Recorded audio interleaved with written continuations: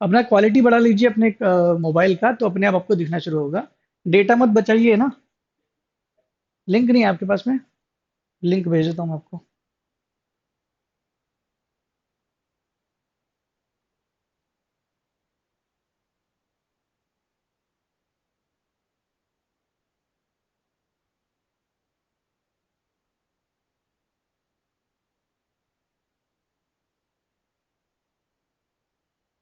चलिए, कोई बात नहीं। अब दिख रही है ठीक। चलिए, जो प्रश्न था वो ये था कि मध्य प्रदेश में कृषि की समस्याओं का समाधान क्या है। पहला हमने समस्या का समाधान दिया था सिंचाई की सुविधा। सिंचाई की सुविधा की उपलब्धता सरकार को करनी पड़ेगी, जिसमें बांधों का निर्माण जो है वो करना पड़ेगा। ठीक है।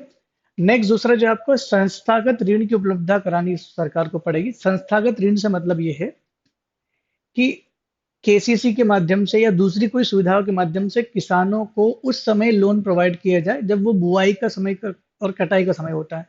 किसानों को दो ही समय पे ऋण की आवश्यकता पड़ती है।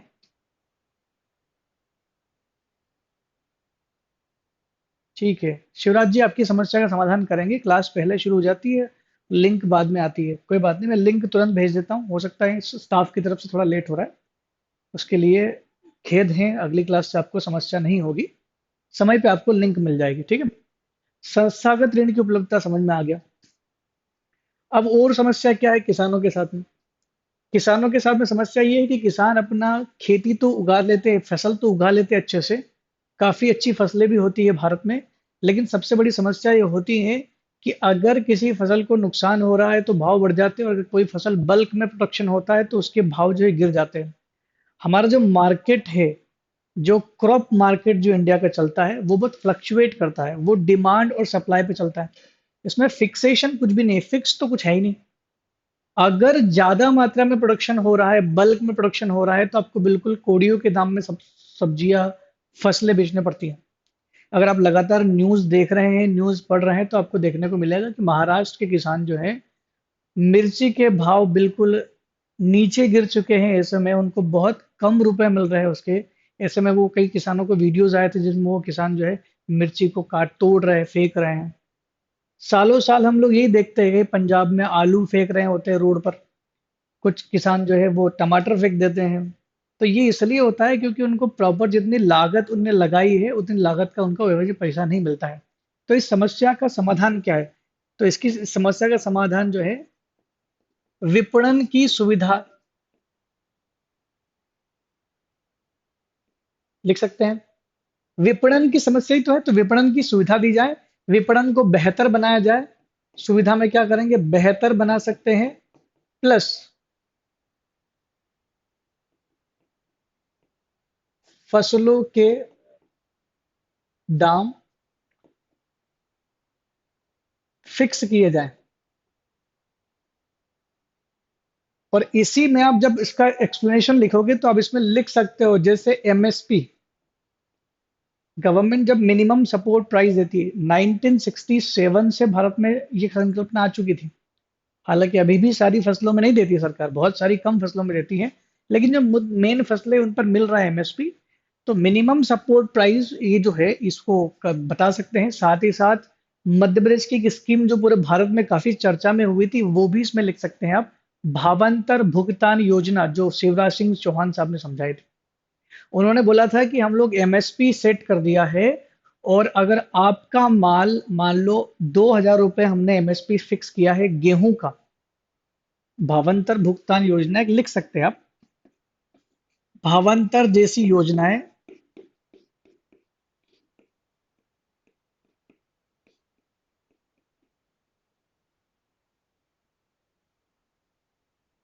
इसकी जरूरत लिख सकते हैं, भावांतर जैसी योजनाओं की जरूरत। इसमें क्या होता है, मान लो गेहूं जो है उसका दाम फिक्स कर दिया है सरकार ने 2,000 रुपए, और आप मंडी में जब बेचने गए तो आपका गेहूं बिका 1,500 रुपए प्रति क्विंटल। तो जो अंतर है 500 रुपीज का, ये आपको गवर्नमेंट पे करेगी आपके खाते में। इसको बोलते हैं भावांतर भुगतान योजना।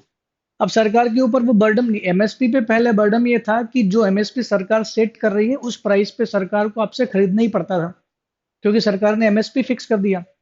सरकार को इसमें घाटा होना शुरू हो गया था, क्योंकि हर चीज को एमएसपी पे खरीदेंगे तो वो ज्यादा दाम लग रहा था।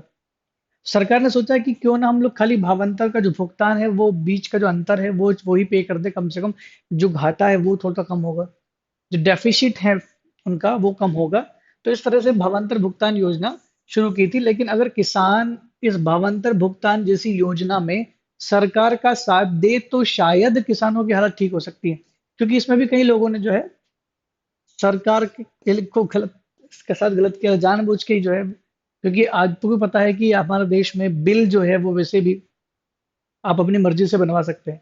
तो कई बार उन्होंने ज्यादा अंतर वाला बिल बना लिया और वो जो है फायदा अपने आप को करने की कोशिश कर रहे थे। तकनीक का विकास, या ऐसा लिख सकते हैं, तकनीकी का विकास होना चाहिए कृषि में, ये समस्या का समाधान है। या ऐसा बोल सकते हैं कि परंपरागत से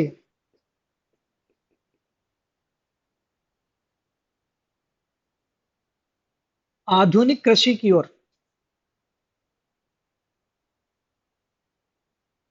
आधुनिकीकरण किया जाए कृषि का।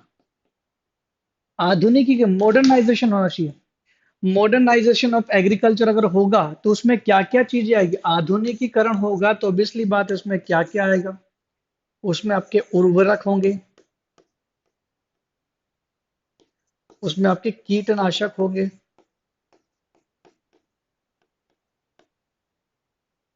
है ना, मशीनरी,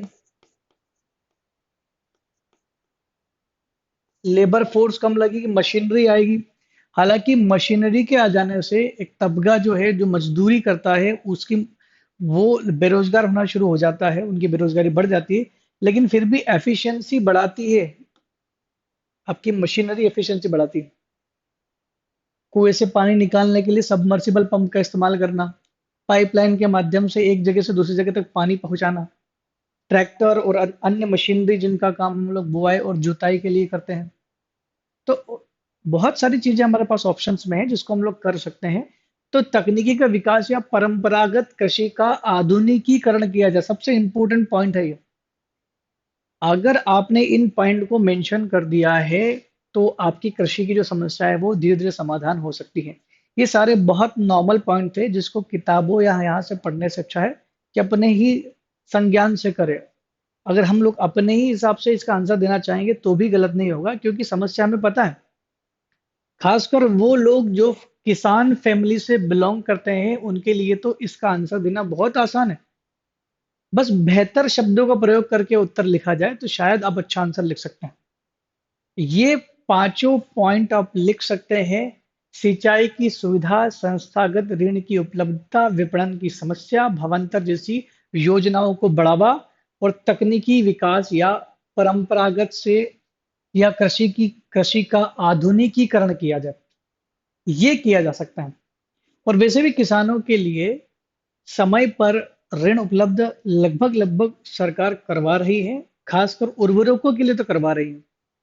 बस समस्या ये है कि बड़े किसान ज्यादा फायदा ले लेते हैं और छोटे किसानों को फायदा नहीं मिल पाता है, क्योंकि उनकी केसीसी इतनी नहीं निकलती है और नहीं उनका जो उर्वरक वगैरह जो वो ज्यादा नहीं निकाल निकाल पाते, समस्या उनको रहती है।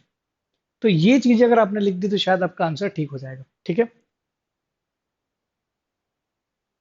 दूसरा क्वेश्चन बताएं जरा। एक तो क्वेश्चन मुझे याद था कि ये क्वेश्चन मैंने दिया था, कृषि की समस्याओं का समाधान कीजिए। मैंने शायद दो दो प्रश्न आपको दिए थे। तो कोई मुझे जल्दी से कमेंट सेक्शन में लिख के बताया कि मैंने लास्ट क्लास में दूसरा क्वेश्चन आपको क्या दिया था, उसको भी हम लोग समस्या को समाधान को समझ लेंगे। अगर वो अच्छा होगा तो हम लोग उसको टच कर लेंगे। ठीक है, मेरे ख्याल से ये क्वेश्चन आपको समझ में आ गया होगा। तो जहां मैंने कल की क्लास में आपको छोड़ा था मैं वहां फिर से आ जाता हूँ। मध्य प्रदेश की जलवायु के बारे में हम लोग पढ़ रहे थे। जलवायु क्या होती है और जलवायु के अंदर किन किन फैक्टर्स को रखा जाता है।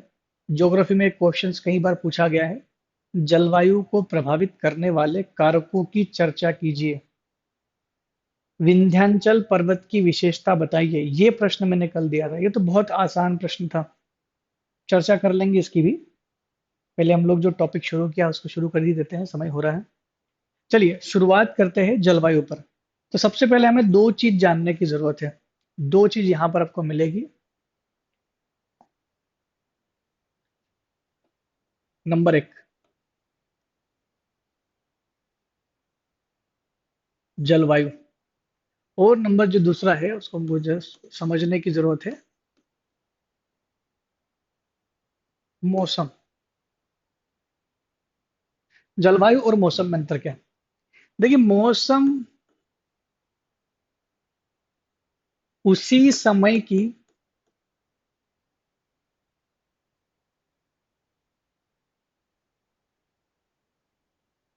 वायुमंडलीय दशा को कहते हैं। मौसम उसी समय की वायुमंडलीय दशा को बोलते हैं। जैसे फॉर एग्जांपल अभी 10 बज रहा है, मान लो 9:30 बज रहा है। अभी जो मौसम है, अभी बोलेंगे कि सर पानी आ रहा है, ठंडा मौसम है, तो ये मौसम है।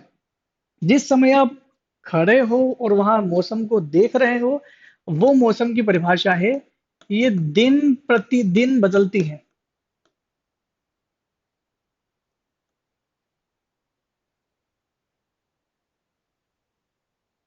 दिन प्रतिदिन बदलती है। तो मौसम क्या है? वो है जो दिन प्रतिदिन बदलता है। जलवायु एक लंबी अवधारणा है, लंबी प्रक्रिया है।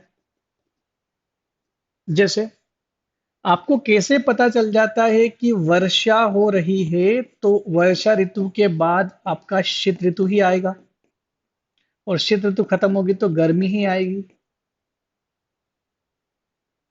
कोई भी बच्चा भी बता देगा, भले ज्योग्राफी ना पढ़ा हो। तो ये तो भविष्यवाणी हो गई। हमें कैसे पता चल जाता है कि वर्षा ऋतु के बाद शीत ऋतु आती है और शीत के बाद गर्मी आती है? आप बोलोगे सर नॉर्मल होता है। नॉर्मली होता है तो हमेशा आता है। तो हमेशा आता है क्योंकि हम लोग जब से पैदा हुए हैं यही तो देख रहे हैं। क्योंकि एक लंबी प्रक्रिया है। तो जलवायु उस मौसम को बोलते हैं जो लगभग 30 सालों से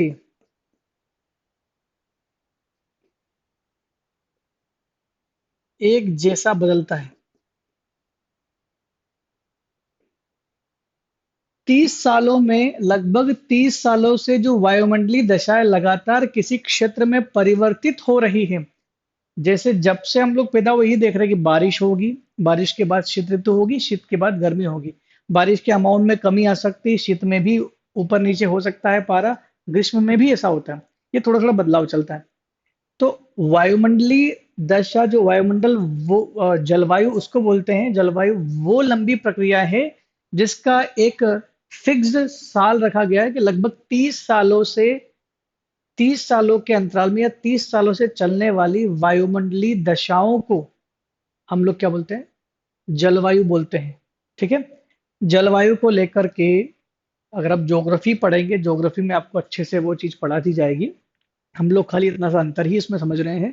क्योंकि जलवायु पढ़ेंगे तो वहां पर इंडियन ज्योग्राफी हो या वर्ल्ड ज्योग्राफी में वैसे ये पढ़ाया जाता है। वर्ल्ड ज्योग्राफी में भी जो फिजिकल ज्योग्राफी वाला पार्ट है उसमें पढ़ाया जाता है जलवायु क्लाइमेटोलॉजी। क्लाइमेटोलॉजी के अंतर्गत आपको समझाया जाएगा। कोपेन जो थे, कोपेन का जलवायु सिद्धांत करके आता है, उसमें पूरे विश्व की जलवायु के बारे में बताया गया। हम लोग तो खाली मध्य प्रदेश के बारे में ही समझ रहे हैं। तो हमको इतना समझना है। तो जलवायु वे दशाएं हैं, वे वायुमंडलीय दशाएं हैं जो 30 सालों से एक जैसी, एक सीक्वेंस में बदल रही है, उसको हम लोग जलवायु बोलते हैं। तो जलवायु तो ये हो गई। और प्रतिदिन चेंज होने वाले को हम लोग बोलते हैं मौसम। तो दोनों चीजों में मेरे ख्याल से आपको अंतर समझ में आ गया होगा। ठीक है। दोबारा से चलते हैं वहीं पर जहां पर मैंने आपको छोड़ा था।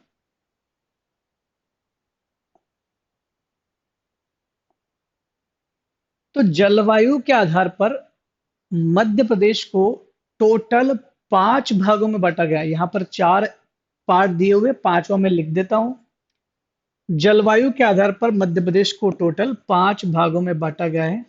पांचवा जो भाग है वो है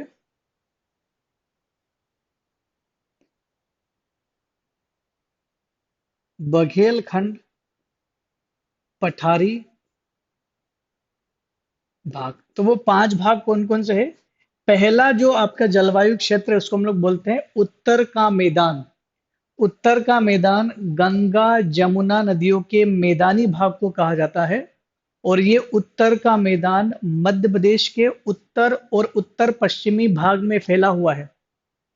मध्य प्रदेश के उत्तर और उत्तर पश्चिमी भाग में फैला हुआ है। उत्तर प्लस उत्तर पश्चिमी भाग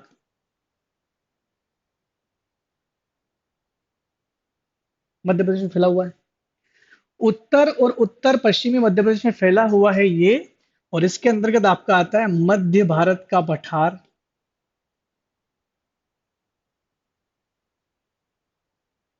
रीवा पन्ना का पठार, बुंदेलखंड का पठार। ये सब रीजन किस में आते हैं? उत्तर के मैदान में आते हैं। तो पहला जो जलवायु का क्षेत्र बांटा गया उसको हम लोग बोलते हैं उत्तर का मैदान। दूसरा जो जलवायु क्षेत्र है हमारा उसको हम लोग बोलते हैं मालवा का पठार। मालवा के पठारी क्षेत्र की जलवायु तो वैसे ही सबसे विशेष है। मालवा क्षेत्र पूरा आएगा इसमें।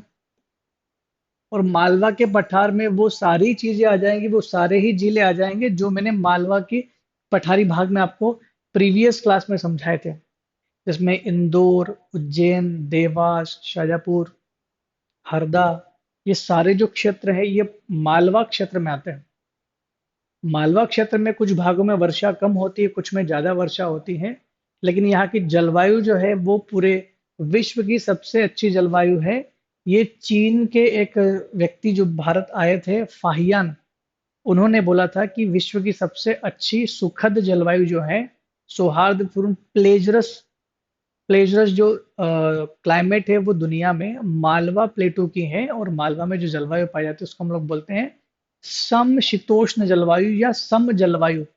यानी जहां पर न तो ज्यादा ठंड गिरती हो और न ही ज्यादा गर्मी गिरती हो, नॉर्मल से भी कम, साधारण से भी कम जहां गिरे उसको बोलते हैं सम जलवायु, जहां पर दोनों इक्वल हो, बड़ा कोई ना हो।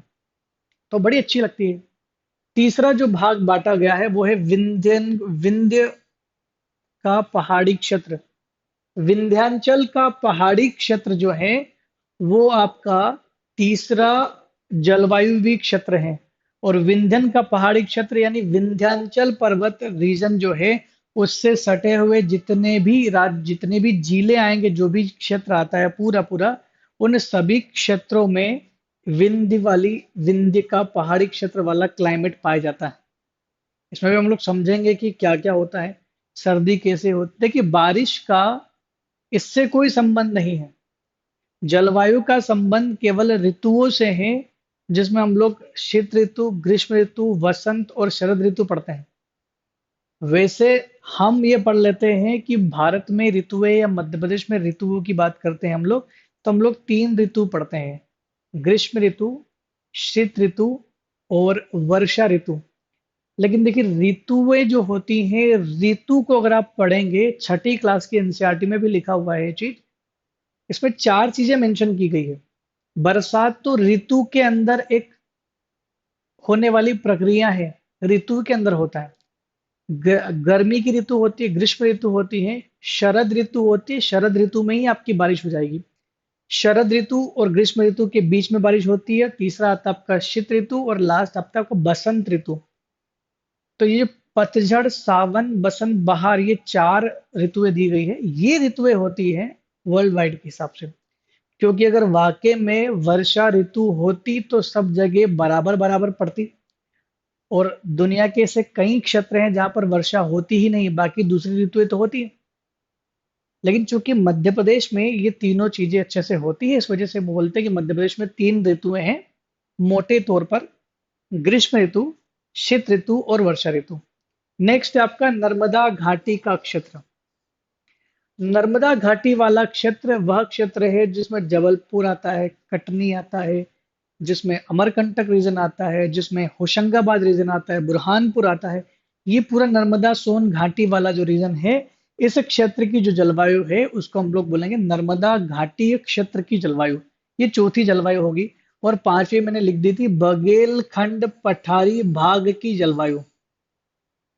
अब देखिए किताबों में कुछ अलग मिल सकता है, कई बार किताबों में चार तरह की दी हुई है, जैसा कि यहाँ पर भी चार मेंशन किया गया था, हालांकि बाद में पांच कर दी गई है इसको भी।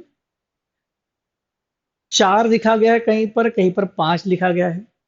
किताबें में कुछ लिखते हैं कि न तो वो विंध्य पहाड़ियों का क्षेत्र मेंशन करते हैं और न ही बघेलखंड की पहाड़ियों का। हाँ सॉरी, कटनी नहीं आता, बिल्कुल सही बोल रहे हैं आप। कटनी थोड़ा ऊपर रह जाता है। विंध्य पर्वत का पठारी क्षेत्र भी मेंशन नहीं होता है उनमें, और न ही बघेलखंड क्षेत्र मेंशन करते हैं। इसकी जगह वो सतपुड़ा पहाड़ी क्षेत्र लिख देते हैं, किताब में ये भी लिखा होगा सतपुड़ा का क्षेत्र की जलवायु। लेकिन हम लोग पांच प्रकार की जलवायु को यहाँ पर पढ़ेंगे। ये पांचों प्रकार की धीरे धीरे देखते हैं इनमें से कौन सी जलवायु में क्या खासियत है। अगर आप मैप में देखोगे कौन कौन सा रीजन आएगा, तो ये रीजन आपको दिख रहे हैं, वो चार रीजन जो अभी मेंशन किए, और पांचवा रीजन जो बघेलखंड का जो रीजन है वो इस तरफ आता है। उसको हम लोग लिख लेंगे। ठीक है। अगर आप येलो कलर में देख पा रहे हैं तो उत्तर का मैदान जहां पर महाद्वीपीय प्रकार की जलवायु पाई जाती है। उत्तर का मैदान जहां पर महाद्वीपीय प्रकार की जलवायु पाई जाती है। काफी बड़ा क्षेत्र है ये, क्योंकि उत्तर का मैदान पूरा उत्तर प्रदेश में गंगा जमुना का मैदान फैला हुआ है, उसका एक पार्ट है महाद्वीपीय प्रकार की जलवायु। और महाद्वीपीय प्रकार की जलवायु की विशेषता यह होती है कि वहां पर ज्यादा गर्मी गिरती है और ज्यादा ठंड गिरती है, क्योंकि महाद्वीपीय प्रकार की जलवायु समुद्र से दूर होने की वजह से ये होता है। ठीक है। अभी ये तीनों प्रकार की जलवायु कराने के बाद में मैं एक प्रश्न का आंसर भी आपके सामने बताऊंगा कि जलवायु को प्रभावित करने वाले कारकों की चर्चा कीजिए। The factors affecting climate of India या क्लाइमेट ऑफ मध्य प्रदेश। जलवायु को प्रभावित करने वाले कारकों की चर्चा करेंगे हम लोग। बहुत अच्छा क्वेश्चन है, पूछा गया है मेंस में। लेकिन हम लोग पहले ये वाला पार्ट देख लेते हैं, उसके बाद हम लोग उस पर आते हैं। ठीक है। तो उत्तर का मैदान महाद्वीपीय प्रकार की जलवायु इसमें पाई जाती है, जिसमें अधिक गर्मी और अधिक सर्दी गिरती है। मालवा का पठार जिसमें सम जलवायु पाई जाती है, कहीं पर समशीतोष्ण भी लिखा हुआ है, सम जलवायु पाई जाती है यहाँ पर। और यहाँ पर न तो अधिक गर्मी गिरेगी और न ही अधिक ठंड गिरेगी, बहुत मॉडरेट यहाँ पर की जलवायु होती है। नर्मदा घाटी की जलवायु जो होती है, यहाँ पर क्या होता है, ठंड तो सामान्य गिरती है, ठंड तो यहाँ पर कम ही गिरेगी, लेकिन यहाँ पर गर्मी ज्यादा गिरती है। ठंड तो कम गिरती है लेकिन गर्मी ज्यादा गिरेगी। विंध्य का पहाड़ी क्षेत्र जो है ये भी सम जलवायु जैसा ही होता है, सम जलवायु नहीं होता है, सम जलवायु जैसा होता है, मालवा के प्लेटो के लगभग जैसा होता है। लेकिन सम जलवायु, भले ही मैंने यहाँ पर सम जलवायु को बताया, लेकिन ये सम जलवायु नहीं होती है, क्योंकि यहाँ पर साधारण ठंड पड़ती है और साधारण गर्मी पड़ती है। यहाँ लिखा जरूर है कि अधिक गर्मी ना अधिक ठंड, तो ना तो अधिक गर्मी पड़ती है ना अधिक ठंड पड़ती है। ना तो अधिक गर्मी और ना अधिक ठंड से मतलब ये नहीं कि साधारण से कम। देखिए दो चीजें होती हैं। शिवराज जी लिख रहे हैं कि गंज बासोदा सबसे गर्म स्थान क्यों है, तो मालवा में। देखिए ऐसे तो एक्सेप्शन बता सकता हूं मैं आपको कि उत्तरी भाग में सबसे ज्यादा वर्षा होती है इस पूरे एरिया में। वर्षा यहाँ पर काफी ज्यादा होती है, सबसे ज्यादा वर्षा हालांकि पूर्वी भाग में होती है, लेकिन यहाँ पर भी वर्षा जो है 100 से 125 सेंटीमीटर होती है। फिर भी भिंड वाला रीजन ऐसा क्यों है कि वहां पर 55 सेंटीमीटर होती है? पहाड़ी क्षेत्रों की वजह से वहां ऐसा होता है। गंज बासोदा जो पड़ता है आपका, विदिशा वाला जो रीजन पड़ता है, ये देखिए यहाँ पर गर्मी गिरनी चाहिए, लेकिन गर्मी पूरे साल भर नहीं, पूरे महीने में तेज नहीं गिरती है। और गंज बासुदा इसलिए भी हो सकता है क्योंकि ये कर्क रेखा वाला रीजन भी है। तो गंज बासुदा के पीछे ऐसा एक हो सकता है कि भौगोलिक उसका कारण हो। ये जो आप प्रश्न कर रहे हैं ना कि गंज बासोदा में ही क्यों गर्मी होती है जबकि मालवा के पठार जो है वो सम जलवायु में है, फिलहाल इसका भौगोलिक कारण हो सकता है। अगर इसका कोई वाकई में कारण होगा तो अगली क्लास में मैं जरूर इसका आंसर आपको दे पाऊंगा।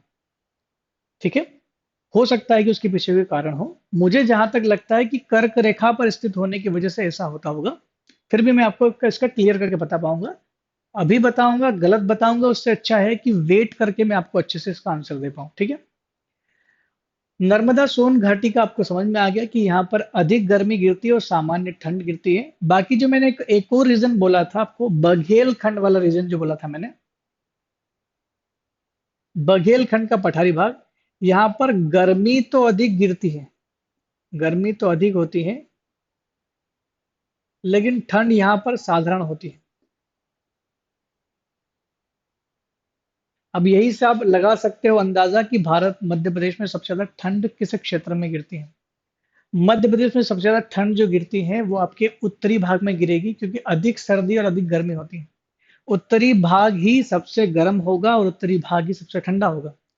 लेकिन जब आप उत्तर देखते हो तो आपको समझ में आएगा कि मध्य प्रदेश का सबसे गर्म जो हिस्सा है, सबसे ज्यादा गर्मी जो पड़ती है, वो उत्तर और उत्तरी पश्चिमी भाग में पड़ती है। उत्तर और उत्तर पश्चिम भाग में पड़ती है। उत्तर और उत्तर पश्चिम भाग जो है वो आपका सबसे गर्म होता है, क्योंकि ये जो है थार के मरुस्थल से सबसे नजदीक वाला हिस्सा है, प्लस कर्क रेखा के ऊपर है। ठीक है, आगे बढ़ते हैं। अब थ्योरेटिकल पोर्शन आप लिख सकते हैं, आपको अगर लिखना है तो। मध्य प्रदेश की जलवायु जो है, देखिए, मध्य प्रदेश की जलवायु को उष्ण कटिबंधीय जलवायु कहा जाता है। क्यों कहा जाता है, इसको हम लोग समझेंगे। क्योंकि मध्य प्रदेश पड़ता है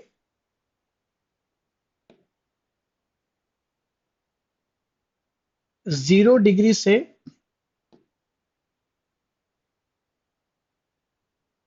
30 डिग्री, 0 डिग्री से 30 डिग्री, 0 डिग्री से 30 डिग्री दोनों गोलार्ध के मध्य। मेरे ख्याल से ये ग्रीन वाला आपको दिख नहीं रहा होगा।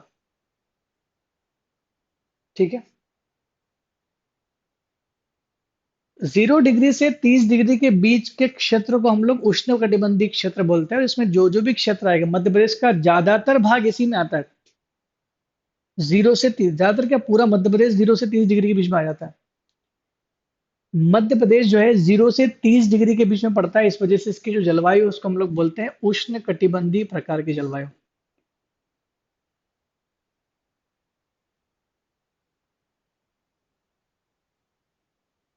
भारत के समान ही होता है ये। मध्य प्रदेश की जलवायु भारत के समान उष्ण कटिबंधीय जलवायु, लेकिन लिखा क्या जाता है, उष्ण कटिबंधीय मानसूनी प्रकार की जलवायु। क्यों? क्योंकि भारत की हो या मध्य प्रदेश की जलवायु हो, यहाँ पर मानसून का प्रभाव बहुत पड़ता है। मैं आपको बोलूं कि वर्षा ऋतु कब आ जाती है, जैसे ही मानसून इंडिया में इंटर करता है जून के महीने में, जैसे ही दक्षिण पश्चिम साउथ वेस्ट मानसून स्ट्राइक करता है केरला पर और पूरे इंडिया में छा जाता है और बारिश कर देती है बंगाल की खाड़ी की शाखा और अरब सागर की शाखा, तो भारत का जो जलवायु है वो एकदम परिवर्तित होती है, बिकॉज ऑफ मानसून। तो जलवायु को सबसे ज्यादा प्रभावित करने वाला जो कारक है वो मानसून है, इसलिए इस जलवायु को मानसून आधारित जलवायु बोलते हैं। मानसून लेट होगा तो जलवायु में परिवर्तन लेट होगा। और वे वहीं सितंबर के 15 सितंबर अक्टूबर के महीने में लौटता हुआ मानसून आता है, मानसून रिटर्न लौटता है अक्टूबर के महीने में। जैसे 15 सितंबर तक बारिश होती है, उसके बाद से मानसून लौटना शुरू हो जाता है। वो उत्तर पूर्वी मानसून होता है, रिट्रिएट मानसून होता है, लौटता हुआ मानसून होता है। और ये लौटता हुआ मानसून फिर से मौसम बदल देता है, पूरा चेंज कर देता है, माउठा गिर जाता है, चक्रवात आ जाता है, और वर्षा होने लग जाती है। कोरोमंडल कोस्ट ऑफ तमिलनाडु, तमिलनाडु में वर्षा होती है उस समय, चेन्नई में। तो ये सब क्यों होता है, मानसून, इसलिए इसको बोलते हैं उष्ण कटिबंधीय मानसून प्रकार की जलवायु। कहाँ पर, ये इंडिया में भी और मध्य प्रदेश दोनों में कॉमन चलेगा ये। ठीक है, नेक्स्ट है मध्य प्रदेश की जलवायु को ये उष्ण कटिबंधीय स्वरूप प्रदान कौन करता है। अगर ऐसा भी लिखना है तो इसका आंसर लिखा जा सकता है, क्योंकि बीच में से कौन सी रेखा गुजरती है, कर्क रेखा। क्योंकि मध्य प्रदेश कर्क रेखा पर स्थित है, इसलिए भारत के सदृश वहां पर जलवायु होगी। और कौन से जलवायु से वर्षा होती है, तो दक्षिण पश्चिम मानसून जो है वो वर्षा करवाता है मध्य प्रदेश में। और मध्य प्रदेश में ही नहीं, पूरे भारत में।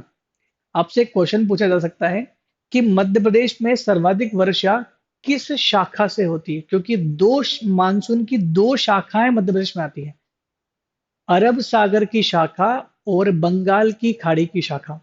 तो बंगाल की खाड़ी की शाखा से मध्य प्रदेश में ज्यादा वर्षा होती है, जबकि अरब सागर की शाखा से यहाँ पर कम वर्षा होती है। और बंगाल की खाड़ी की जो शाखा होती है, बंगाल का जो सिस्टम होता है उसको हम लोग बोलते हैं आर्द्र उष्ण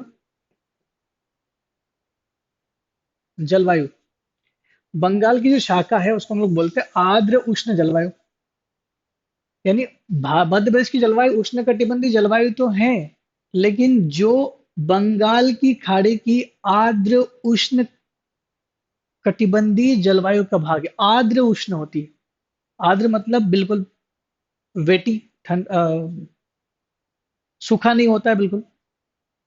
तो बहुत ज्यादा गर्मी की बरसात होती है यहाँ पर, आर्द्रता ज्यादा होती है इसलिए बरसात ज्यादा होती है। ये आपको समझ में आ गया होगा। आगे बढ़ते हैं। हम लोग ये खत्म करके कारकों पर चर्चा जरूर करेंगे, क्योंकि प्रश्न तो मेंस का वहीं से आएगा। उत्तर के मैदानी भाग की बात करें तो मैंने आपको यहाँ पर दिया था बुंदेलखंड रीजन, मैंने बताया अभी आपको, रीवा पन्ना का पठार, मध्य भारत का पठार। तो उत्तर के मैदान में मध्य प्रदेश का कौन सा हिस्सा आता है? आपका आंसर होना चाहिए बुंदेलखंड रीजन, जो कि मध्य भारत का पठार और रीवा पन्ना का पठार। ये ऊपर के तीनों पठारी भाग जो है उत्तर के मैदानी भाग में आते हैं। अब यहाँ पर क्यों ऐसा होता है कि यहाँ पर ज्यादा गर्मी और ज्यादा ठंडी गिरती है? क्योंकि यह समुद्र से बहुत दूर है, अधिक दूर है, प्लस हिमालय के समीप है।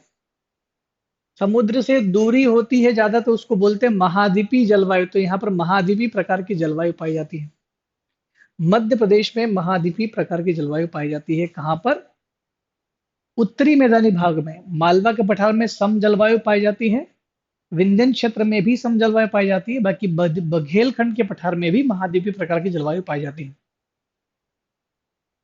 जो मैंने अभी आपको बताया कि समुद्र से दूर होने के कारण ही यहाँ पर गर्मी में अधिक गर्मी, ठंडी में अधिक ठंडी पड़ती है। सबसे गर्म क्षेत्रों में, ये सीनो नहीं है, क्षेत्रों में सबसे गर्म क्षेत्रों में शामिल है खजुराहो, और सबसे ठंडे क्षेत्र में शामिल है शिवपुरी। अब ये जो खजुराहो एरिया है, ये औसत के हिसाब से बता रहा हूं। पहले बड़वानी था ऐसे में। औसत के हिसाब से सबसे गर्म एरिया बता रहा है ये, कि सबसे पूरे साल भर की जो गर्मी गिरती है उसमें औसतन गर्मी जो गिरती है खजुराहो छतरपुर वाला रीजन में गिरती है, ग्वालियर रीजन में गिरती है। पहले बड़वानी का नाम आता था, पहले बहुत पहले। और अगर किसी एक स्थान की बात की जाए, एक स्थान की अगर बात कर रहे हैं तो वो है गंज बासोदा। क्लियर है शिवराज, जो आप क्वेश्चन पूछ रहे थे? गंज बासोदा, गंज बासोदा विदिशा में पड़ता है, खजुराहो उत्तर के मैदान में पड़ता है। लेकिन अगर किसी पूरे एरिया में, क्षेत्र में पूछे जाए, क्षेत्रीय हिसाब से गर्म स्थान जो है वो खजुराहो वाला रीजन है, यानी छतरपुर हो सकता है। जबकि किसी विशेष स्थान की बात की जाए तो गंज बासोदा एक छोटा सा टाउन है, वहां पर सबसे ज्यादा गर्मी गिरती है। और ये जो एरिया है ये कहाँ पर पड़ता है? विदिशा में पड़ता है। लेकिन खजुराहो वाला जो एरिया है ये आपका पड़ेगा शिवपुरी वाला रीजन में। इसको उतार लिया अच्छे से, मेंशन कर लेना अपनी कॉपी में किस तरह से आपको इसमें लिखना है। यहाँ पर गर्मियों में अधिक गर्मी और ठंड में अधिक ठंड पड़ती है, ये मेन याद रखना है, इसको गलत मत कर देना। महाद्वीपीय प्रकार की जलवायु है। मालवा का पठारी क्षेत्र, मालवे की पठार की जो जलवायु है वो सम जलवायु होती है, जो सबसे इंपॉर्टेंट है, सम जलवायु वाला भाग है। फाइयान ने इसके बारे में चर्चा की थी, मैं आपको बता चुका हूँ कि फाइयान बोलते हैं कि सबसे सर्वश्रेष्ठ जलवायु अगर किसी को कहा जा सकता है तो मालवा के पठार की जलवायु को कहा जा सकता है।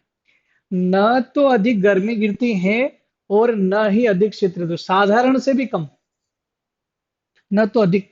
अब देखिए, जो लोग मालवा में रहते हैं वो लोग बोलते होंगे कि नहीं हमारे यहाँ तो गर्मी गिरती है, तो वो लोग एक बार जरूर जाके जा करके आए उन क्षेत्रों में जहां पर गर्मी ज्यादा गिरती है। जो शिवराज जी का प्रश्न है, अ, ठंडा स्थान में कंफ्यूजन है। सबसे ठंडा स्थान शिवपुरी में है। शिवपुरी में सबसे कम ठंड, देखिए सबसे कम ठंडा रीजन, शीत ऋतु जहां पर सबसे ठंडी होती है, वो रीजन आपका उत्तरी भाग है। उत्तरी मध्य प्रदेश में सबसे ज्यादा ठंड गिरती है, जिसमें 7 डिग्री से 10 डिग्री तक का तापमान एवरेज रहता है, सबसे ठंडा तापमान रहता है, 7 से 10 डिग्री का तापमान रहता है। इसी क्षेत्र में शिवपुरी वो क्षेत्र है जहां पर सबसे कम ठंड गिरती है। आप सोच रहे होंगे कि पचमढ़ी में क्यों नहीं गिरती, वो तो ऊंचा स्थान है। तो जरूरी नहीं कि ऊंचे स्थान पर ज्यादा ठंड गिरे, ऐसा नहीं है। ठंड ज्यादा गिरती है यहाँ पर, सब ठंडी जो लगती है, सबसे टेम्परेचर जो गिरता है नीचे, वो रिकॉर्ड किया गया था। देखिए शिवपुरी का नाम इसलिए आता है क्योंकि किसी समय ये जो डेटा लिए जाते हैं ना, ये सालों साल नहीं होता, ये किसी साल सबसे नेगेटिव माइनस में या सबसे कम अगर रिकॉर्ड हो गया ना उस जगह पर, तो वो सबसे ठंडा क्षेत्र कहलाएगा।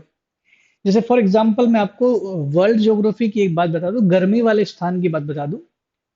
वर्तमान में दुनिया का जो सबसे गर्म स्थान है वो अमेरिका में है, यूएसए में है, डेथ वैली में है। मृतकों की घाटी को बोलते हैं, जहाँ का लगभग 57.5 डिग्री के आसपास वहां का टेम्परेचर नोट किया गया, 56.5 या 57, 56.5 या 57.5 ऐसा कुछ वहां का रिकॉर्ड है। एक समय किसी एक दिन एक टाइम पे 12 1 2 बजे कभी भी रिकॉर्ड किया गया होगा। वो बेस था, सबसे ऊंचा था पारा तब रिकॉर्ड, उसके बाद तो उतना पारा वहां गया भी नहीं। ये 2012 में हुआ था। 2012 से पहले पूरी दुनिया का सबसे गर्म स्थान जो था, वो लीबिया में स्थित है एक जगह जिसका नाम है अल अजीजिया। लीबिया का अल अजीजिया दुनिया का सबसे गर्म स्थान था 2012 तक। 2012 से पहले कभी रिकॉर्ड किया गया था बहुत सालों पहले, तो अल अजीजिया का रिकॉर्ड निकला था 58 डिग्री सेंटीग्रेड। अब आप बोलोगे कि 58 डिग्री सेंटीग्रेड जब रिकॉर्ड किया गया था तो फिर डेथ वैली क्यों बनाएगा? इनका कुछ टाइम पीरियड रहता है कि इतने सालों में जो सबसे गर्म जो रिकॉर्ड किया गया उसी को गर्म बोलेंगे। तो 2012 में ये डेटा बदला गया था, और अल अजीजिया का जो रिकॉर्ड उतना ऊपर नहीं जा पाया, इसलिए ये जो नाम दे दिया गया, किसको दे दिया गया? अब हम लोग पढ़ते हैं इसको सबसे गर्म स्थान में डेथ वैली। वैसे ही एशिया की अगर बात की जाए तो एशिया का सबसे गर्म स्थान पहले हुआ करता था पाकिस्तान के थार डेजर्ट में, जेको का बाद। अब पाकिस्तान, जेको कब्बा बाद पाकिस्तान पहले सबसे गर्म हुआ करता था। लेकिन जब डेटा चेंज हुए, नया रिकॉर्ड जब वापस से कैलकुलेट किया गया, तब नया जो कैलकुलेशन समझ में आया कि सबसे ज्यादा गर्म जो स्थान है नए डेटा के अकॉर्डिंग, वो इजराइल देश के अंतर्गत एक जगह पड़ती है, तीरथ जवी करके। तो ये तो डेटा चेंज होती है, एक दिन किसी दिन रिकॉर्ड किया गया, इसी वजह से आपको कंफ्यूजन हो रहा है कि ठंडा स्थान कैसे है। तो घबराइए नहीं इसको।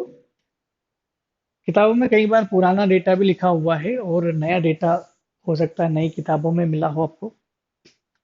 सबसे अधिक वर्षा अरब सागर के मानसून से होती, देखिए पूरे मध्य प्रदेश में सबसे ज्यादा वर्षा जो होती है वो बंगाल की खाड़ी के मानसून से होती है। लेकिन मध्य प्रदेश के मालवा के कुछ क्षेत्र में भी वर्षा जो है वो अरब सागर के मानसून से होती है। तो यहाँ पर जो वर्षा हो रही होती है वो अरब सागर के मानसून से होती है। अरेबियन ओशियन का जो मानसून आता है उससे वर्षा होती है, क्योंकि अरब सागर की शाखा सीधे घुसती है गुजरात के थ्रू, नर्मदा नदी के आगे घुस जाती है। तो जैसे ही घुसती है मालवा के क्षेत्र में, आगे विंध्याचल का पठार पड़ जाता है, नीचे पड़ जाता है उसके सतपुड़ा। विंध्याचल और सतपुड़ा के बीच में मालवा प्लेटू आ जाता है। तो दोनों ही तरफ से ये अब देखिए अरब सागर की शाखा कैसे, मैं बता देता हूँ जरा सा आपको इसमें।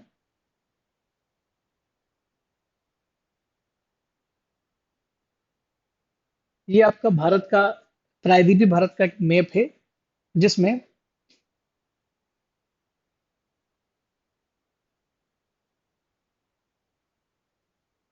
अ, ठीक है मैं बताऊंगा, घबराइए नहीं। अरब सागर की बात करें,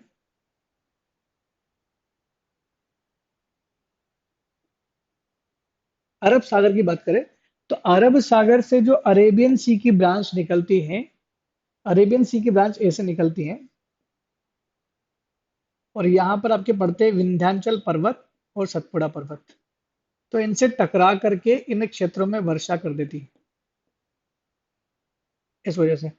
तो ये जब किसी मानसून के सामने कोई पर्वत आ जाता है तो वर्षा जरूर होगी, लेकिन अगर मान लो पर्वत ऐसा है और मानसून ऐसा जा रहा है, तो ये पर्वत इसको रोक नहीं पाएगा, मानसून ऊपर निकल जाएगा। ठीक है। तो जब किसी मानसून के सामने कोई पर्वत आ जाता है तो ऐसे में वो वर्षा हो जाती है और उसे पर्वतीय प्रकार की वर्षा भी बोलते हैं। तो भारत में, पूरे भारत में बंगाल की खाड़ी से ज्यादा वर्षा होती है, क्योंकि बंगाल की खाड़ी में आर्द्रता ज्यादा होती है अरब सागर की बजाय, लेकिन अरब सागर के मानसून से भी वर्षा होती है। जैसे मध्य प्रदेश का ये भाग है, इसमें हो रही है। इसके अलावा भी आपको मध्य प्रदेश का कुछ क्षेत्र है, जैसे बघेलखंड वाले क्षेत्र में भी कुछ जगह मिलता है कि अरब सागर के मानसून से हल्की फुल्की वर्षा हुई है। नेक्स्ट है आपका विंध्य का पहाड़ी प्रदेश। विंध्य का पहाड़ी प्रदेश जो है, ये भी सम जलवायु जैसा ही है। मैंने बताया सम जलवायु नहीं है, लेकिन उसके जैसा है, जहां पर अधिक गर्मी नहीं पड़ती है और ठंड क्या पड़ती है, साधारण पड़ती है। मतलब मालवा के प्लेटू से थोड़ी ज्यादा ठंड गिरती है, लेकिन गर्मी जो है मालवा के प्लेटू जितनी गिरती है। मालवा के पठार में जितनी गर्मी गिरेगी, विंध्य क्षेत्र में भी इतनी गर्मी गिरती है, लेकिन मालवा के पठार में ठंड थोड़ी कम गिरती है, जबकि विंध्य प्रदेश में साधारण ठंड गिरती है, जो साधारण नॉर्मल ठंड होती है वो गिरती है। इसके अंतर्गत पचमढ़ी और अमरकंटक के क्षेत्र आते हैं। तो आप इससे अंदाजा लगा सकते हैं कि देखिए, अब आप बोलोगे कि पचमढ़ी और अमरकंटक का क्षेत्र तो सतपुड़ा रीजन में है। तो जलवायु को, सतपुड़ा और विंध्याचल की जलवायु जो है, इसको विंध्य प्रदेश की जलवायु कहा जाता है। दोनों को एक ही जोड़ दिया गया। मैं बता रहा था ना आपको कि सतपुड़ा लिखा हुआ कहीं जगह पर, कहीं जगह विंध्य लिखा हुआ है। तो विंध्य का जो पहाड़ी क्षेत्र है, उसमें सतपुड़ा वाला रीजन भी आ जाता है, और उनकी जलवायु एक जैसी है। जब दो जगह की जलवायु एक जैसी है, तो उसको नाम दिया जा सकता है किसी एक पर। ऐसा तो मध्य प्रदेश में ही कही थी। वैसे सवाना तुल्य जलवायु का नाम सुना होगा आपने। ब्रिटिश तुल्य जलवायु, चीन तुल्य जलवायु। जलवायु जब कॉपन का आप पढ़ोगे तो आपको नाम देखेंगे, तो किसी एक प्लेस को ने कैलकुलेट कर लिया, और उसके जैसी अगर कहीं पर और पाई जाएगी तो उसका नाम दे दिया गया कि उस प्रकार की जलवायु। ठीक है। तो जहां जहां पर अधिक गर्मी नहीं गिरेगी और साधारण ठंड होगी, साधारण गर्मी साधारण ठंड अलग होती है, अधिक गर्मी नहीं गिरेगी और साधारण ठंड गिरेगी, उसको बोलेंगे हम लोग विंध्य का पहाड़ी क्षेत्र। ये मध्य प्रदेश में कहीं भी होगा तो उस क्षेत्र को हम लोग जोड़ लेंगे। नर्मदा घाटी का क्षेत्र जो बचता है आपका चौथा वाला, ये कर्क रेखा के समांतर जो नर्मदा घाटी बनी हुई है, उस क्षेत्र को बोलते हैं। इसमें गर्मी तो ज्यादा गिरती है, लेकिन ठंड जो है वो सामान्य रहती है। गर्मियों में ज्यादा गर्मी गिरती है, लेकिन सर्दी जो कैसी रहती है, सामान्य रहती है सर्दी, लेकिन गर्मी रहती है यहाँ पर, तेज गर्मी रहती है। तो ये जलवायु वाला वो रीजन जहां पर गर्मी तेज गिरती है और ठंड यहाँ पर साधारण होती है। लिख सकते हैं इसको भी आप। देखिए, आपको पढ़ने के लिए टीएमएच की बुक आप ले सकते हैं। टाटा मैग्रो हिल की बुक आप प्रेफर कर सकते हैं, या निर्माण आईएएस की जो बुक आती है। निर्माण एक अच्छी कोचिंग क्लासेस है, ऑफलाइन क्लासेस लेती हैं, ग्वालियर से बिलोंग करते हैं लोग, और काफी अच्छा फीडबैक है इनकी किताबों का। तो जो आप शिवराज जी पूछ रहे हैं, तो दो तीन किताबें मैं प्रेफर करता हूँ, डेटा मिसमैच ना हो जाए उस चक्कर में। तो जिन जिन किताबों से मैं कहीं कहीं से डेटा उठा रहा हूँ, उन किताबों के नाम है, उसमें टीएमएच की एक बुक है जो मैं लेकर के बैठता हूँ कभी कभी। उसके अलावा मुकेश माहेश्वरी की एक बुक एमपीजीके के लिए आती, काफी डाटा उसमें भी है, हालांकि उसमें भी कुछ डाटा इधर उधर हो जाता है। और एक निर्माण आईएएस की बुक आती है। और सबसे आखिरी में जो मैं बुक प्रेफर करता हूँ, जो सबसे ज्यादा डेटा को कंफर्म करने के लिए, हालांकि उसके पास डेटा ज्यादा नहीं है, हिंदी ग्रंथ अकादमी की एक बुक आती है। तो तीन चार बुकों का एक कलेक्शन है, लाइब्रेरी से कहीं से भी मिल जाती है बुकें। सारी बुकें मैंने खरीदी नहीं है, रेंट पर ली है।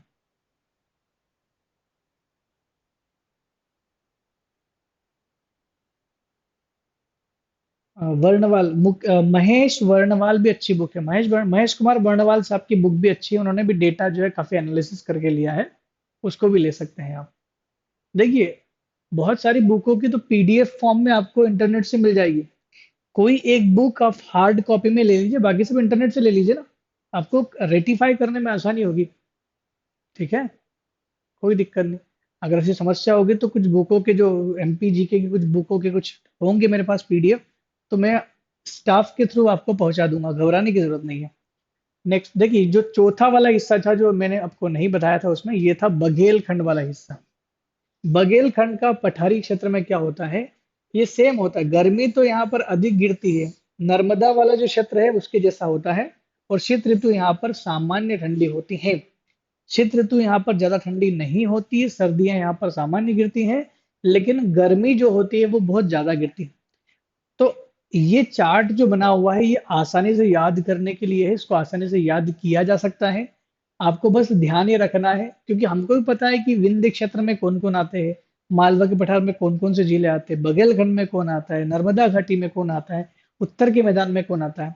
ये तो आप मैप देखकर ही बता सकते हैं कि किस क्षेत्र में कौन कौन से क्षेत्र आएंगे।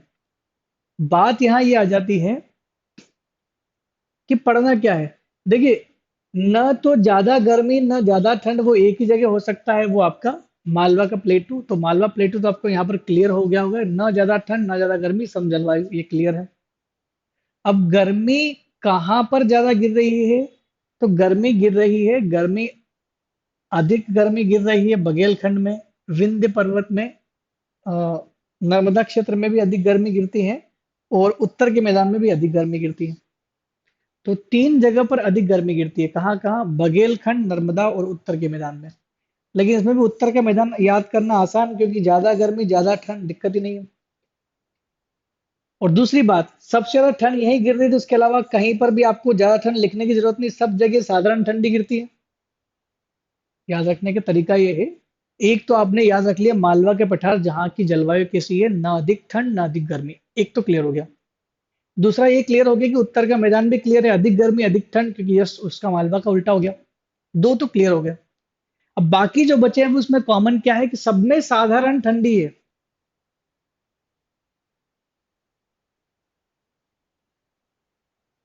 बाकी सब में क्या है, साधारण ठंडी है। क्योंकि सबसे तेज ठंडी तो एक ही जगह गिर रही है, बाकी सब में साधारण ठंडी है, तो ठंडी को तो आपको तेज करना ही नहीं किसी में। याद रखने की बात यह है कि गर्मी कहाँ कम गिरती है, विंध्य प्रदेश में कम गिरती है, बाकी दो जगह गर्मी अधिक गिरती है। बस गर्मी का थोड़ा सा कॉन्सेप्ट याद रखना, क्योंकि कंफ्यूज हो जाता है कि कहाँ कितनी क्या है। तो थोड़ा सा एक आइडिया मैं दे रहा हूँ जिससे आप याद रख सकते हैं कि कहाँ पर गर्मी ज्यादा गिर रही है और कहाँ पर ठंड ज्यादा गिर रही है। मेरे ख्याल से ये प्रदेश आप समझ गए होंगे। सीधा सीधा क्वेश्चन आता है कि मध्य प्रदेश में सबसे ज्यादा गर्मी किस क्षेत्र में गिरती है। तो मध्य प्रदेश में सबसे ज्यादा गर्मी गिरती है उत्तर और उत्तर पश्चिमी क्षेत्र में। दूसरा प्रश्न बनता है कि मध्य प्रदेश में सबसे ज्यादा ठंड कहाँ पर गिरती है, तो वो भी आपका उत्तरी मध्य प्रदेश मिलता है, जहां पर शिवपुरी सबसे कम टेम्परेचर वहां पर मिलता है। ठीक है। सबसे ज्यादा वर्षा कहाँ होती है, वर्षा सबसे ज्यादा पूर्वी भाग में होती है। तो तीनों ऋतुओं का एक चीज तो ध्यान रखना है कि सबसे ज्यादा कहाँ होती है, ठंड सबसे ज्यादा कहाँ होती है, गर्मी कहाँ होती है, और वर्षा किस क्षेत्र में होती है। ठीक है। अब हम लोग पढ़ लेते हैं वो क्वेश्चन जिसकी मैं बात कर रहा था, कि जलवायु को प्रभावित करने वाले कारकों की चर्चा करें। तुरंत क्वेश्चन लिख के आंसर भी हाथों हाथ लिखना शुरू करें, बहुत इंपॉर्टेंट चीज है ये।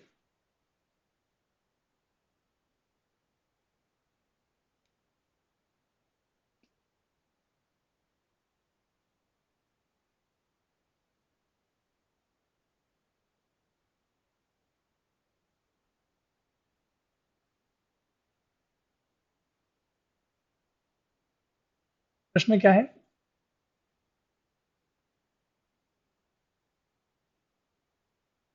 जलवायु को प्रभावित करने वाले कारक, फैक्टर अफेक्टिंग क्लाइमेट्स। जलवायु को प्रभावित करने वाले कारकों की हम लोग चर्चा करने वाले हैं। पहला कारक,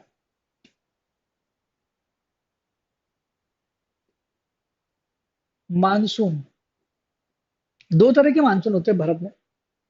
ये दोनों मानसून का नाम लिख दोगे आप तो आपको समझ में आ जाएगा कि मध्य प्रदेश को मानसून को प्रभावित करने वाले कारक में आपको ये समझ में आ जाएगा कि कौन कौन से कारक यहाँ पर हैं।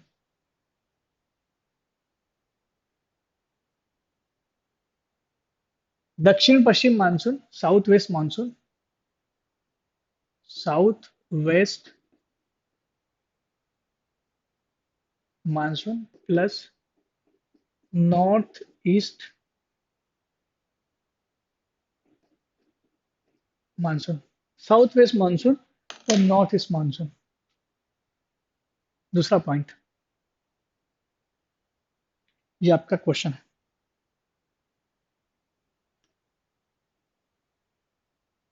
हम लोग उत्तर लिख रहे हैं अभी।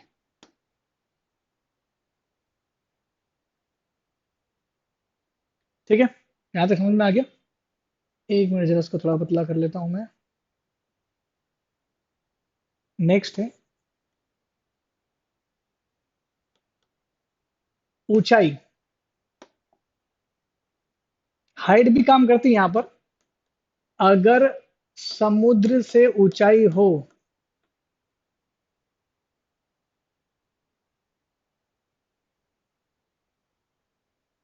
ऊंचाई बढ़ती है तो जो आपका क्लाइमेट है वो परिवर्तित होता है।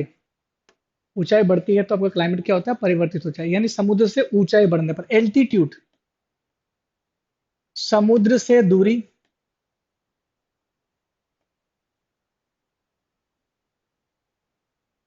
समुद्र से दूरी भी जो है जलवायु को प्रभावित करती है। अगर समुद्र से दूर चले जाओगे तो जलवायु महाद्वीपीय प्रकार की जलवायु आना शुरू हो जाती है। ठीक है। ऊंचाई यानी ऊंचाई में लिख सकते हैं आप पर्वतीय क्षेत्र,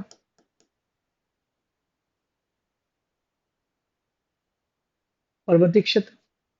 यानी जब ऊंचाई की बात करें तो वहां पर हम लोग पर्वतीय क्षेत्रों का जिक्र कर सकते हैं कि भारत में पठारी और पर्वतीय भाग है जहां की जलवायु अलग अलग होती है।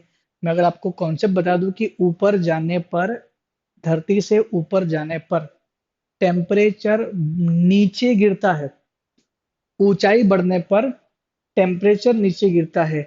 Temperature is directly proportional to height,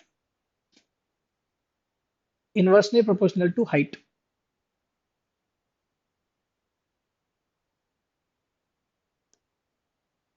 ठीक है। हाइट बढ़ेगी तो टेम्परेचर कम होगा, हाइट कम होगी तो टेम्परेचर बढ़ेगा। ठीक है।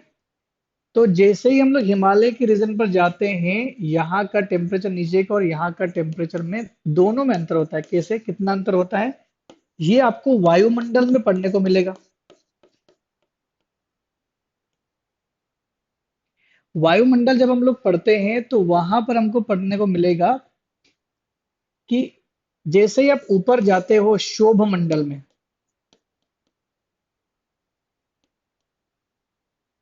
165 मीटर ऊंचे चले जाओ तो आपका 1 डिग्री सेंटीग्रेड तापमान जो है वो कम हो जाता है।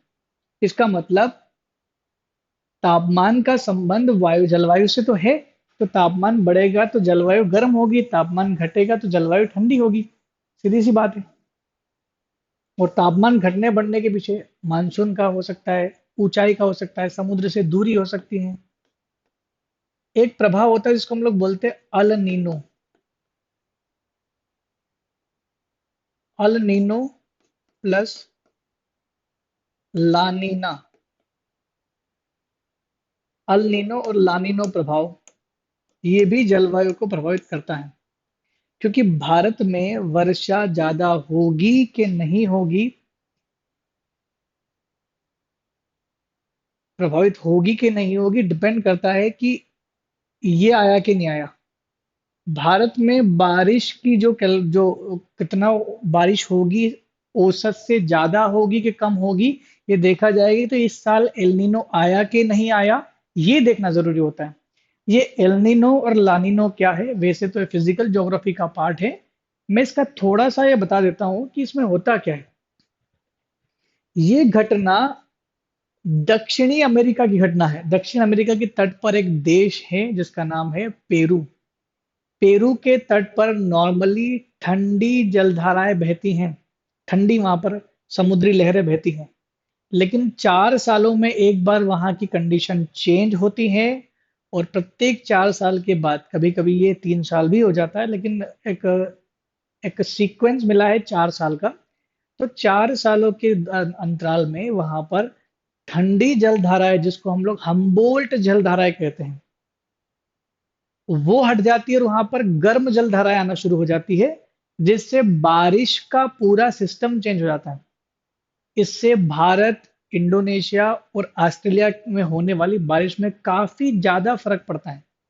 इंडोनेशिया और ऑस्ट्रेलिया में तो सूखा पड़ जाता है और भारत में बारिश औसत से कम होती है जब एलनीनो आता है। इसी को बोलते हैं एलनीनो। बेबी क्राइस्ट का नाम भी दिया गया है इसको। समय मिलेगा तो हम लोग एलनीनो को अच्छे से पढ़ेंगे, क्योंकि ज्योग्राफी का बहुत जगह यहाँ पर काम पड़ जाता है हम लोगों को, क्योंकि हम लोग ज्योग्राफी ही पढ़ रहे हैं। तो एलनीनो और लानिनो प्रभाव भी किस तरह से जलवायु को प्रभावित करता है। तापमान लिख सकते हैं। तापमान अगर नहीं लिखोगे तो आप ये लिख सकते हैं अक्षांशीय स्थिति।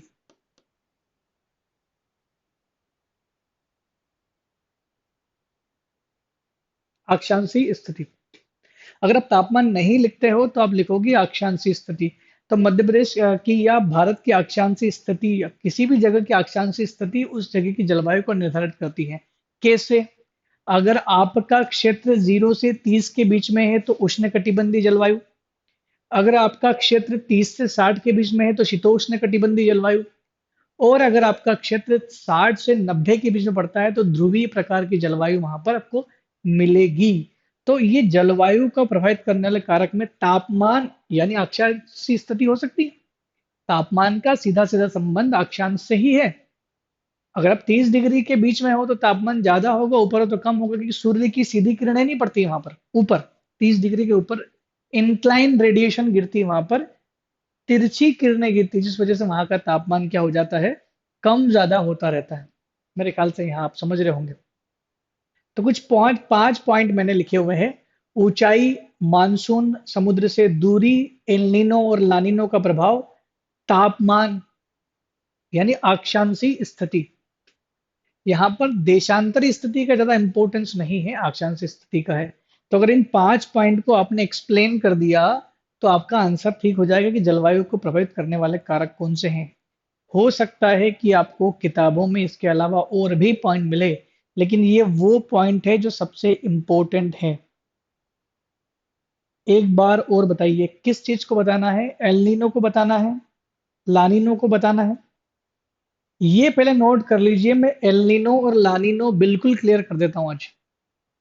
समय हमारे पास में है ताकि हम लोग एलनीनो लानिनो पढ़ लेते हैं। ये समझ में आ गया तो इसको पॉइंट को उतार लीजिए। मान जलवायु को प्रभावित करने वाले कारकों की चर्चा कीजिए। ठीक है। हम्म। जलवायु को प्रभावित करने वाले कारकों की चर्चा कीजिए तो हम लोग इसको समझते हैं फिर एल नीनो को। ये क्लियर हो गया?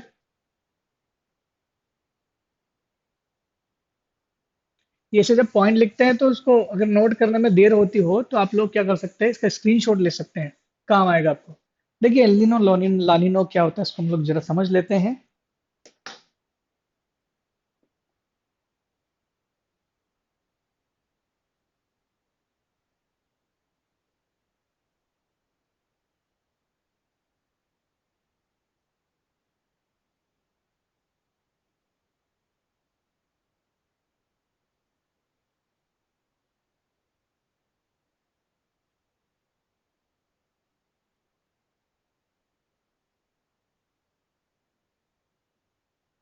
लगभग में ऐसा लगता होगा।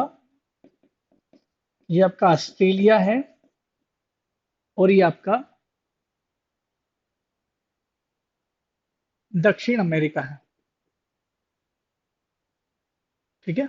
मैप पर ज्यादा ध्यान देने की जरूरत नहीं है, बड़ा अच्छा मैप है ये। और जो बीच में पड़ता है आपका प्रशांत महासागर पड़ता है, पैसिफिक ओशन, सॉरी, प्रशांत महासागर। ठीक।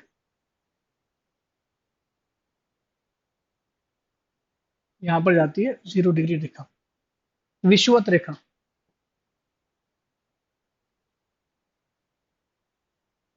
ठीक। तो जो एल नीनो हम लोग पढ़ रहे हैं ना, अल नीनो या एल नीनो भी बोलते हैं इसको, इंग्लिश वर्ड है जिसको ट्रांसलेट किया गया है अल नीनो या एल नीनो। होता क्या है, यहाँ पर एक देश है जिसका नाम है पेरू।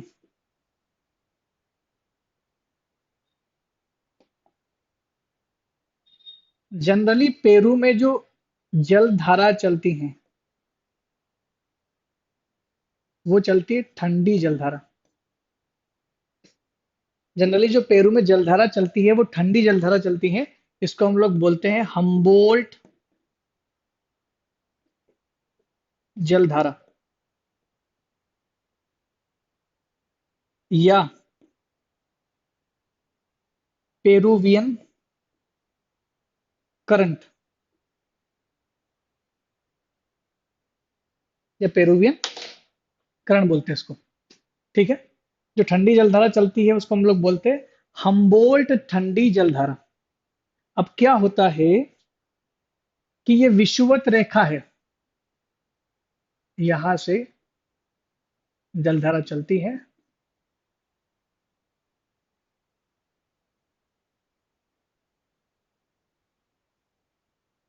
यहां जाती है। ये वाली जलधारा है गर्म।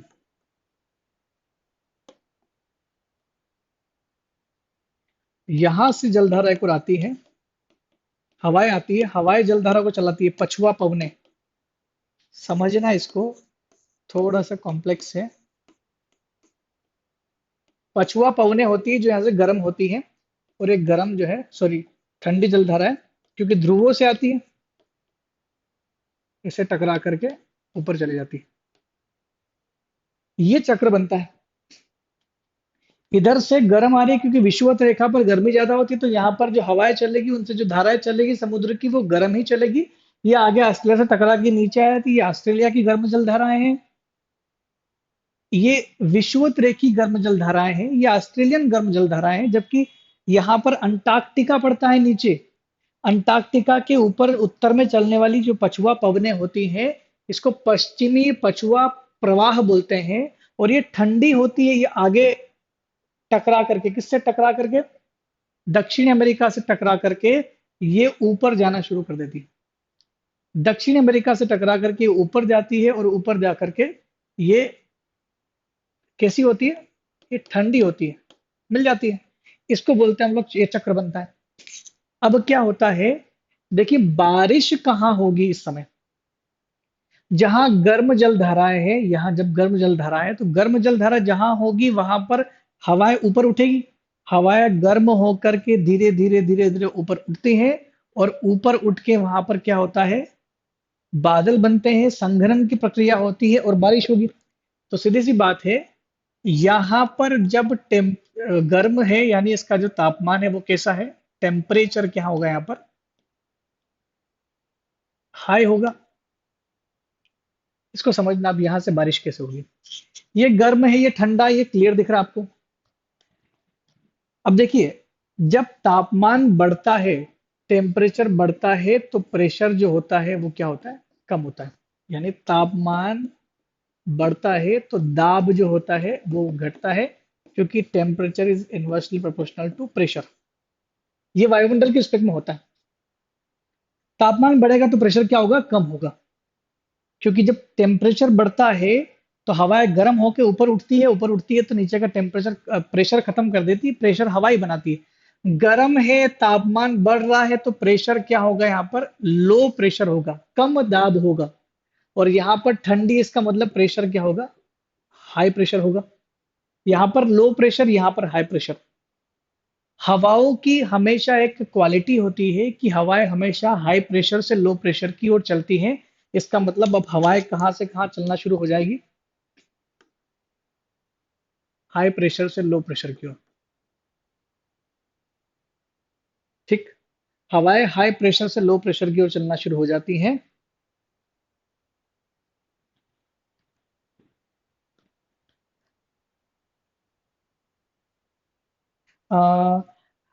जीरो डिग्री के ऊपर नीचे चलने भी दर धारा हमेशा गर्म ही होती है। बिल्कुल गर्म रहती है, लेकिन प्रभाव थोड़ा कम हो जाता है। यहाँ जितनी गर्म होगी उतनी नहीं होगी, लेकिन कंपैरेटिवली और क्षेत्रों की गर्म होती है, इस वजह से, है ना। ये समझ में आ गया कि यहाँ हाई प्रेशर बना, यहाँ लो प्रेशर बना। जब हाई प्रेशर यहाँ है, लो प्रेशर यहाँ है, तो हवाएं हाई प्रेशर से लो प्रेशर की हो जाती है। उसका एक एग्जांपल दे सकता हूँ मैं, घर के में आपका गैस सिलेंडर रखा होता है, उसमें प्रेशराइज्ड गैस होती है, एलपीजी, उसमें हाई प्रेशर होता है। आपके कमरे में लो प्रेशर होता है, जैसे आप उसको पुश करते हो, हवा बाहर, यानी गैस बाहर निकलती है, इसका मतलब हाई प्रेशर से लो प्रेशर की ओर हवाएं चलती हैं। तो क्या होगा, यहाँ हवा यहाँ गर्म होगी, हवा ऊपर उठी, ऊपर उठने के बाद यहाँ पर बादलों का निर्माण हो जाता है और बारिश होना शुरू हो जाती है। ऑस्ट्रेलिया में बारिश होती है, नॉर्मल डेज में होता है। और यही कारण है कि पेरू के तट पर तो बारिश नहीं हो रही, और यहीं पर आपको मिल जाएगा चिली का अटाकामा डेजर्ट, मरुस्थल है। इसका मतलब बारिश नहीं है यहाँ पर। ये नॉर्मली हो रहा है क्योंकि हम्बोल्ट धारा कैसी है, ठंडी जलधारा। लेकिन जिस वर्ष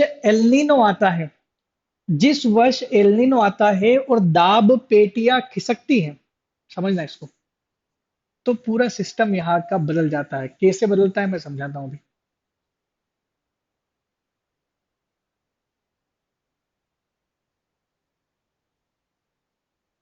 होता क्या है, ये जो गर्म जलधारा है ये पलट करके आ जाती है यहाँ, आगे जाने के बजाय यहाँ आ जाती है। 4 सालों में एक बार ऐसा होता है कि जो विषुवत रेखी गर्म जलधारा है, ये हम्बोल्ट जो ठंडी है, हम्बोल्ट जो ठंडी जलधारा है, इसको कर देती है प्रतिस्थापित। विषुवत रेखा की गर्म जलधारा यहां से आकर के पेरुवियन कोस्ट पर ये ठंडी को कन्वर्ट कर देती है गर्म में। अब यहां गर्म हो गई और यहां मिल जाती है आपको कंपेरेटिवली ठंडी जलधारा। कंपेरेटिवली ठंडी जलधारा बन जाती है। पूरा उल्टा सिस्टम हो गया, साइकिल ही चेंज हो जाएगा। अब जब यहां ठंडी है तो यहां प्रेशर क्या होगा, हाई प्रेशर।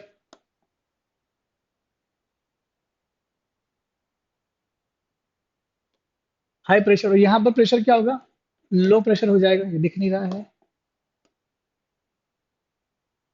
अब हवाएं यहां से चलना शुरू कर देती है, ठीक है।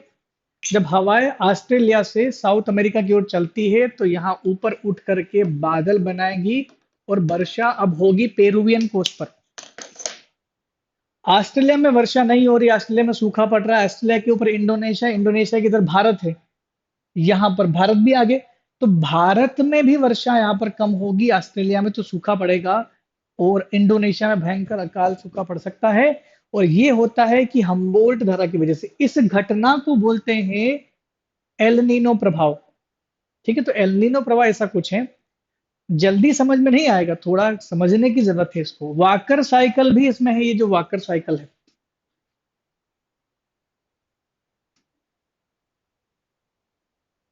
ठीक है। ये थोड़ा डिटेल्ड वाला टॉपिक है, तो ताकि आपको इजीली समझ में आ जाए तो अच्छी बात है, नहीं तो एक बार और किताब पढ़िएगा, थोड़ा थोड़ा क्लियर होगा। और अगर डाउट हो तो फिर मैं इसको कभी और दिन अच्छे से बता दूंगा। तो ये एलनीनो एक ऐसी प्रभाव है जिसकी वजह से जलवायु प्रभावित होती है। तो हमने जो कारकों की चर्चा की, वहां पर जलवायु को प्रभावित करने वाले कारकों की हम लोग बात कर रहे थे, ठीक है।